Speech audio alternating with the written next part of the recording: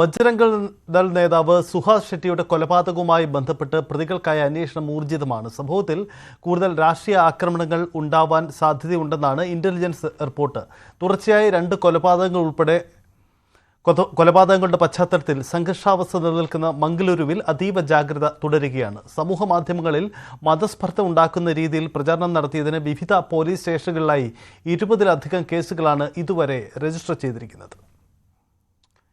K V Baiju നമുക്കൊപ്പം ചേരുന്നുണ്ട്. ബൈജു, ഈ മംഗളൂരു കൊലപാതകം അതൊരു വലിയ പ്രാദേശിക വിഷയമായി കൂടി മാറുകയാണല്ലോ. കാരണം ഇരു വിഭാഗങ്ങളായി നിന്ന് മതസ്പർദ്ധ ഉണ്ടാകുന്ന തരത്തിലേക്ക് മാറുമ്പോൾ കൂടുതൽ അനിഷ്ട സംഭവങ്ങൾ ഉണ്ടാകുമെന്ന ഭയം പോലീസിനുമുണ്ട് അല്ലേ? അതീവ ജാഗ്രത തന്നെയാണോ അവിടെ ഉള്ളത്?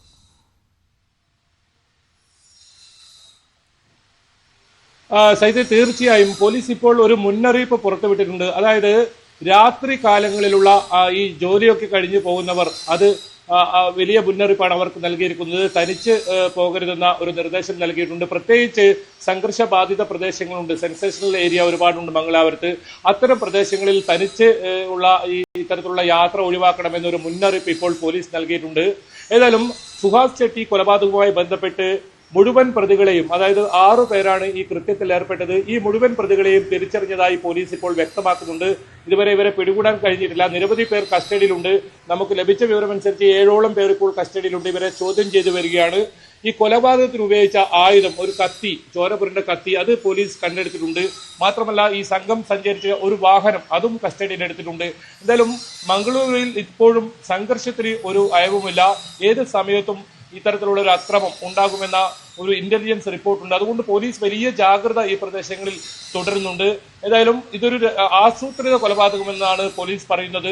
ഈ നേരത്തെ അത് നമ്മൾ റിപ്പോർട്ട് ചെയ്തതാണ്. സുഹാസ് 3 വർഷങ്ങൾക്ക് മുമ്പ് സൂറത്കല്ലിൽ ഒരു കൊലപാതക കേസുമായി ബന്ധപ്പെട്ട് പ്രതിയാണ്. അതുകൂടാതെ മറ്റൊരു കൊലപാതക കേസിലും പ്രതിയാണ്. അതുകൊണ്ട് തന്നെ ഇയാൾക്ക് നേരെ വധഭീഷണി ഉണ്ടായിരുന്നു. ഇത്തരത്തിൽ പോലീസും ഇക്കാര്യം സൂചിപ്പിച്ചിട്ടുണ്ട്.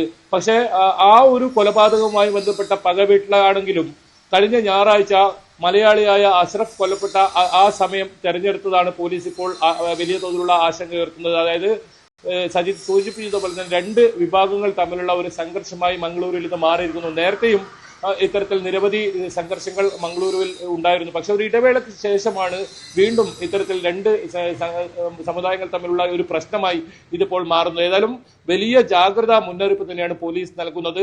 നേരത്തെ സൂചിപ്പിച്ചതുപോലെ തന്നെ രാത്രി കാലങ്ങളിൽ പ്രത്യേകിച്ച് ജോലി കഴിഞ്ഞ് പോകുന്നവരൊക്കെ തനിച്ച് പോകരുതെന്ന ഒരു മുന്നറിയിപ്പാണ് ഇപ്പോൾ നൽകിയിരിക്കുന്നത്.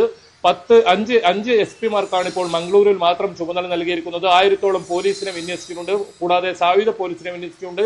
ADGP മംഗളൂരുവിൽ ക്യാമ്പ് ചെയ്യുന്നുണ്ട്. ഏതായാലും 12 മണിക്കോടുകൂടി ജില്ലാ സിറ്റി പോലീസ് കമ്മീഷണറുടെ വാർത്താ സമ്മേളനമുണ്ട്. ഇതിൽ കൂടുതൽ കാര്യങ്ങൾ വ്യക്തത വരുത്തും.